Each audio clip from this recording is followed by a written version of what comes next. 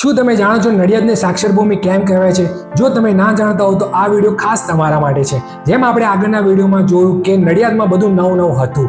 એમાં કહેવત પ્રમાણે 9 સાહિત્યકાર પણ હતા, પણ વાસ્તવમાં આશરે 200 કરતાં પણ વધુ વિદ્વાન, લેખક અને સાહિત્યકાર હતા.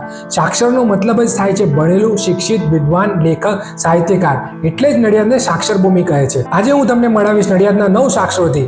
એક, સાક્ષર શ્રી મનસુખરામ સૂર્યરામ ત્રિપાઠી. તેમનો જન્મ 23 મે 1840 અને મૃત્યુ 30 મે 1907 ના રોજ થયો હતો. તે નિબંધકાર, જીવનચરિત્રકાર અને ચિંતક હતા. 2, સાક્ષર શ્રી તનસુખરામ મનસુખરામ ત્રિપાઠી.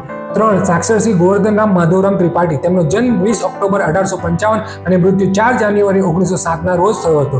તે ભારતીય નવલકથાકાર, મહાકાવ્ય, ગુજરાતી નવલકથા સરસ્વતીચંદ્રના લેખક હતા. 4, સાક્ષર શ્રી દૌલતરામ કિરપારામ પંડ્યા. તેમનો જન્મ 8 માર્ચ 1856 અને મૃત્યુ 18 નવેમ્બર 1916 ના રોજ થયો હતો. તે કવિ અને નાટ્યકાર હતા. 5, સાક્ષર શ્રી છગનલાલ હીરાલાલ પંડ્યા. 6, સાક્ષર શ્રી અંબાલાલ બુલાખીરામ જાની. તેમનો જન્મ 18 જાન્યુઆરી 1880 અને મૃત્યુ 28 માર્ચ 1942 ના રોજ થયો હતો. તેમણે ધાર્મિક આખ્યાનની ઉત્પત્તિ કરી હતી. 7, સાક્ષર શ્રી ચંદ્રશંકર નર્મદા શંકર પંડ્યા. તેમનો જન્મ 16 જૂન 1884 અને મૃત્યુ 1939 માં થયું હતું. 8, સાક્ષર શ્રી શાંતિલાલ સોમેશ્વર ઠાકોર. તેમનો જન્મ 15 સપ્ટેમ્બર 1904 માં થયો હતો. જો તમે 9મા સાક્ષરનું નામ જાણતા હો તો કમેન્ટ કરજો.